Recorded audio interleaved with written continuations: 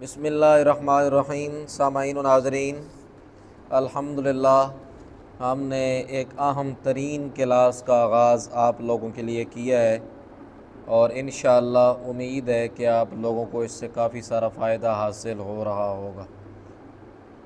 बाकी जितने भी प्रोग्राम्स मैंने आगाज़ इसमें किया है, यानी तजवीद व क़िराअत की क्लासेस होती रहीं, इसके अलावा सीरत रसूल अरबी सल्लल्लाहु अलैहि वसल्लम के हवाले से भी काफ़ी सारे प्रोग्राम मैंने किए हैं आपके इस चैनल पे, और इसके साथ अहादीस रसूल सल्लल्लाहु अलैहि वसल्लम के हवाले से चंद वो अहम सूरतें जो छोटी कुरान मजीद के आखिरी पारे में मौजूद हैं, उनका तर्जमा और मफ़हूम भी मैंने आपके सामने बयान किया है। बाकी इसके हवाले से जो हमारे माशरती मसाइल हैं, उस हवाले से भी मैंने काफ़ी सारे क्लिप्स जो हैं वो बनाए ताकि अवामुन्नास को, आम लोगों को और जितने भी सोशल मीडिया से ताल्लुक़ रखने वाले लोग हैं उनको कहीं ना कहीं जो है वो फ़ायदा हासिल होता रहे, और इस्लाम की जो रोशनी है वो हर आदमी तक पहुंचनी ज़रूरी है। तो सामाईन, आज एक मरतबा फिर हम उस क्लास जो हमने सवाल और जवाब का सिलसिला शुरू किया है, उस क्लास में हम फिर जो है वो आपके सामने हाज़िर हैं। इंशाअल्लाह आज भी जो सवालात होने वाले हैं और जो जवाब पेश किए जाएंगे उनसे आपको फ़ायदा हासिल होगा और आपके ज़हन के मुताबिक सवाल होगा और जवाब होगा इंशाअल्लाह, और आपको उसका ज़रूर फ़ायदा हासिल होगा। पूरी दुनिया में जहाँ कहीं मुझे लोग देखते हैं, सुनते हैं, मैं उनका इंतहाई दिल की गहराइयों से उनका शुक्रिया अदा करता हूँ कि आप मुझे सिर्फ़ इसलिए सुनते और देखते हैं कि मैं एक इस्लामी चैनल पे काम कर रहा हूँ और उससे आपको फ़ायदा हासिल हो रहा है। और जिन लोगों ने आज तक मुझे सब्सक्राइब किया, मेरे इस चैनल को फ़ॉलो किया, मैं उनका भी दिल की गहराई से शुक्रिया अदा करता हूँ। और इंशाअल्लाह जो है ये सिलसिला चलता रहेगा अगर आपकी दुआएं, आपकी मोहब्बतें हमारे साथ रहें। पहले सवाल की तरफ चलते हैं। बच्चे से पूछते हैं कि उसका क्या सवाल है। पहला सवाल होगा और इंशाअल्लाह उसका जवाब फिर पेश किया जाएगा। उस्ताद मोहतरम, मेरा आपसे ये सवाल था कि क्या हम कुरान मजीद वज़ू के बग़ैर पढ़ सकते हैं? इसके बारे में आप फरमा दें। बड़ा ही अहम क्वेश्चन है, और कि कुरान मजीद को बग़ैर वज़ू के पढ़ना कैसा है, क्या पढ़ सकते हैं या नहीं। कुरान मजीद में है ला यमस्सुहु इल्लल मुतहहरून। कुरान मजीद को मस उस वक़्त तक नहीं करना जब तक हम पाक ना हो जाएं। तो कुरान मजीद को बग़ैर पाक हुए छू नहीं सकते। एक बात ये जहन में बिठा लें, जब हमने कुरान मजीद की तिलावत, कुरान मजीद को हाथ में लेके करनी है, तो उस वक्त हमने कुरान मजीद को पाक होकर करना है। यानी हमारा वज़ू, हमारा गुस्ल, हमारा जिस्म, हमारे जो है वो लिबास, ये हमारा पाक होना चाहिए, तब हम जो है वो कुरान मजीद को छू सकते हैं। और दूसरी बात यह है कि क्या कुरान मजीद को मस किए बग़ैर जो है वो वज़ू के बग़ैर आप पढ़ सकते हैं कि नहीं। अगर एक आदमी छूता नहीं है, वैसे तिलावत कर रहा है, तो जी पढ़ सकता है। यानी वो गाड़ी में है, वो कहीं सफ़र में है, कहीं रास्ते में है, कहीं मस्जिद में है, घर में है, कहीं भी है, अगर उसको वज़ू नहीं है तो अगर वो कुरान मजीद को बग़ैर छुए पढ़ता है तो वो उसकी तिलावत कर सकता है। बड़ा अच्छा क्वेश्चन था और अक्सर लोगों को ये मसला रहता है, तो इंशाअल्लाह ये मैंने आपके सामने अर्ज़ की है। दुआ है अल्लाह ताला हमें इल्म दीन की समझ अता फ़रमाए। दूसरे सवाल की तरफ चलते हैं। आज का क्या सवाल है बच्चे का? जी उस्ताद मोहतरम, मेरा आपसे ये सवाल है कि हम दुरूद पाक को वज़ू के बग़ैर पढ़ सकते हैं? इसके बारे में थोड़ा सा इरशाद फरमा दें। जी, बच्चे का सवाल है। अब वो कुरान मजीद का सवाल आया तो उससे जो है ये सवाल आ गया कि क्या दुरूद पाक को पढ़ा जा सकता है बग़ैर वज़ू के। यही सवाल था आपका? जी, तो बग़ैर वज़ू के दुरूद पाक पढ़ना, उसमें कोई हर्ज नहीं है। और आपको ये भी मालूम होना चाहिए कि बग़ैर वज़ू के हो सकता है कि बाकी इबादात रद्द कर दी जाएं, लेकिन दरूद पाक एक वाहिद इबादत है कि जो बग़ैर वज़ू के भी काबिल कबूल है। यानी जिस्म पाक हो, जो हकीकी जो पाकी है वो जिस्म को हासिल हो। एक इस्तिंजा वग़ैरह का अगर कोई मसला है तो उसमें कोई मसला नहीं है, लेकिन अगर जिस्म पर कोई ऐसी नापाक, यानी हमारा जिस्म इस तरह नापाक है कि जिस तरह के एक हकीकी जो पाकी आप समझ रहे हैं, निजासत अगर हमारे जिस्म पर लगी हुई है तो फिर हमें दरूद पाक नहीं पढ़ना चाहिए। अगर जिस्म पाक है और सिर्फ वज़ू की हाजत है, ये इस्तिंजा हमने नहीं किया हुआ, तो फिर हमें जो है कोई मसला नहीं है कि हम अगर वो दरूद पाक पढ़ते रहते हैं तो हमारा दरूद पाक कबूल ही कबूल है। नबी पाक सल्लल्लाहु अलैहि वसल्लम मोहब्बत से पढ़ा हुआ दरूद ख़ुद समात भी फरमाते हैं और उस आदमी को पहचानते भी हैं। वैसे हमारा दरूद पाक फ़रिश्तों के ज़रिए आप सल्लल्लाहु अलैहि वसल्लम तक पहुँचाया जाता है। दरूद पाक एक बेहतरीन इबादत है, इसको करते रहना चाहिए। ये आप सल्लल्लाहु अलैहि वसल्लम से क़ुर्ब का ज़रिया है, ये आप सल्लल्लाहु अलैहि वसल्लम की ज़ियारत का वसीला बनता है, ये आप सल्लल्लाहु अलैहि वसल्लम की मुलाकात का जो है वो वसीला बनता है कि हो सकता है आप सल्लल्लाहु अलैहि वसल्लम की ज़ियारत नसीब हो जाए। और जो लोग ज़्यादा से ज़्यादा ये करते रहे, हमारे सामने हज़ारों मिसालें हैं कि आप सल्लल्लाहु अलैहि वसल्लम ने अपने ज़ाहिरी विसाल के बाद भी उन्हें ज़ियारत का शर्फ़ अता फ़रमाया। तो इसलिए दरूद पाक एक बहुत बेहतरीन इबादत है, इसको आम हालात में पढ़ते रहना चाहिए, पढ़ने का मामूल बनाएं। अल्लाह ताला अमल की तौफ़ीक़ अता फ़रमाए। चलते हैं आज के तीसरे सवाल की तरफ कि बच्चे को क्या सवाल दरपेश है।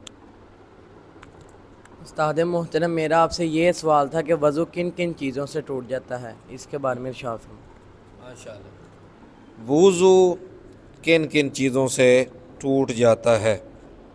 ठीक है, वज़ू लाज़मी बात है, जब इंसान करता है तो टूटता भी है। तो किन किन चीज़ों से टूटता है? एक तो है कि जिस्म से जो है वो खून का निकलना, हवा का ख़ारिज होना, इन चीज़ों से वज़ू टूट जाता है। या रफ़ा हाजत के लिए जाना, यानी इस्तिंजे के लिए जब हम जाते हैं वाशरूम में तो उससे भी हमारा वज़ू ख़त्म हो गया।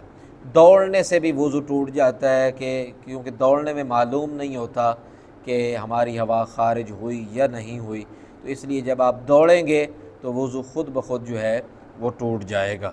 भले आपको मालूम हो या ना हो कि हमारा वज़ू टूटा है या नहीं, यानी हवा ख़ारिज हुई है या नहीं, तो हमारा वज़ू टूट जाएगा।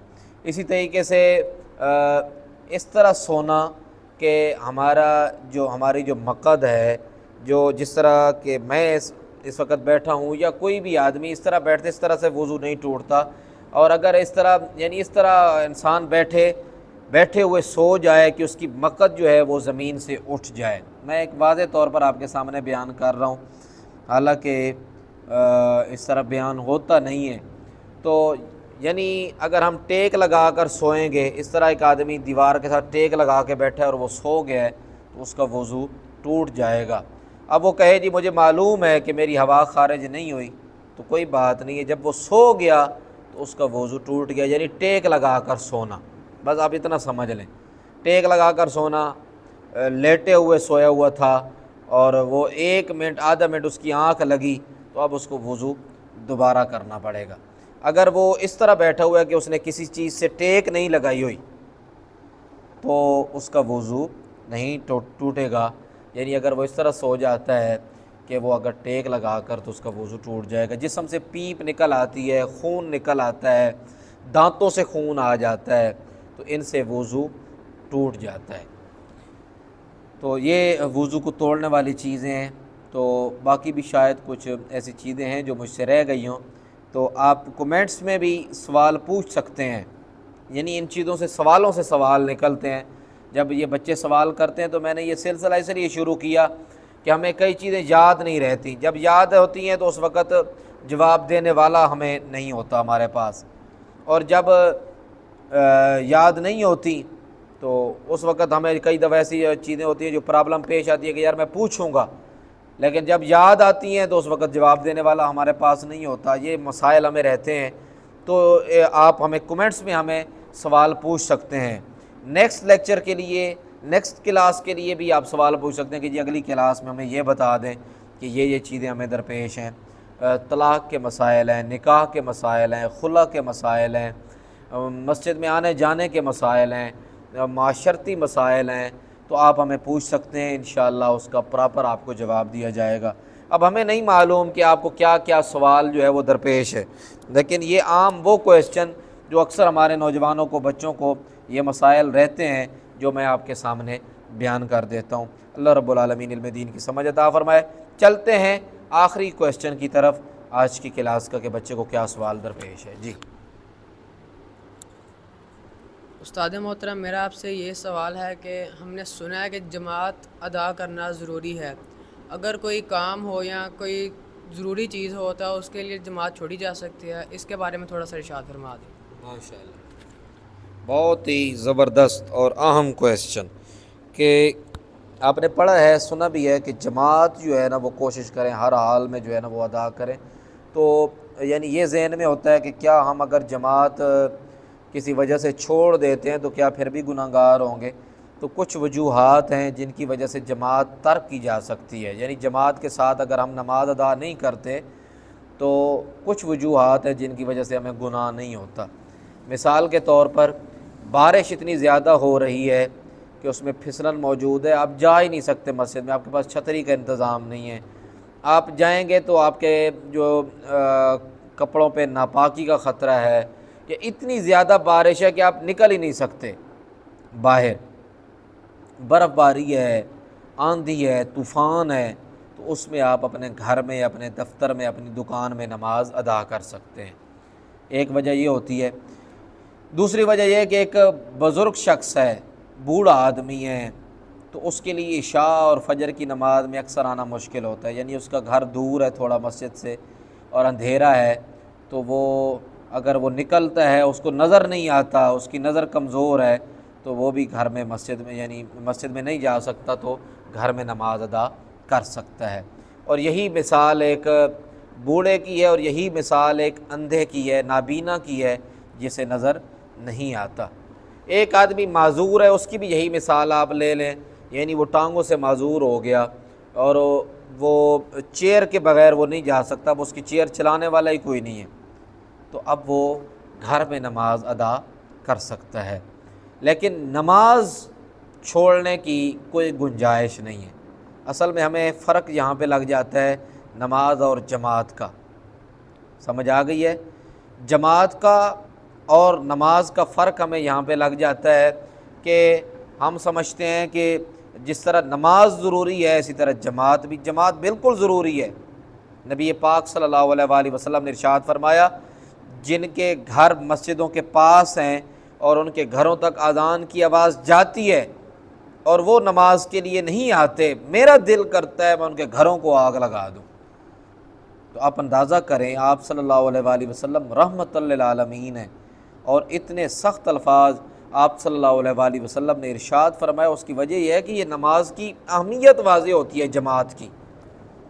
तो जिनके घरों के घर जो है वो मस्जिदों के पास है, उनको सोचने की ज़रूरत है, उनके ऊपर ज़्यादा ज़रूरी है कि वो मस्जिद का रुख करें, मस्जिद को आबाद करें। तो इसलिए जमात की अहमियत ज़रूर है, लेकिन ये भी याद रखें कि नमाज किसी भी हाल में छोड़ना ये न जो है वो मना किया गया। अगर आप इशारों से भी नमाज़ पढ़ सकते हैं, टाइम पे बंदा चारपाई पे हो गया, फालिज का मरीज़ हो गया, पूरा जिस्म जो है वो साकिन हो गया, तो वो अगर इशारे से भी नमाज़ पढ़ सकता है। किबला रुख नहीं भी हो सकता, दिल में तसव्वुर करे कि मेरा रुख किबले की तरफ है और इशारों से वो नमाज़ पढ़ रहा है तो उसकी नमाज़ हो जाएगी।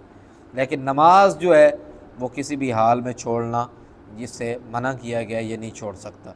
लेकिन जमात अगर ये मसाइल दरपेश हैं उसे, तो वो छोड़ सकता है, वो घर में नमाज अदा कर सकता है। आज की इतना ही काफ़ी है और इतने ही सवालात थे जिनका जवाब मैंने अर्ज़ कर दिया है।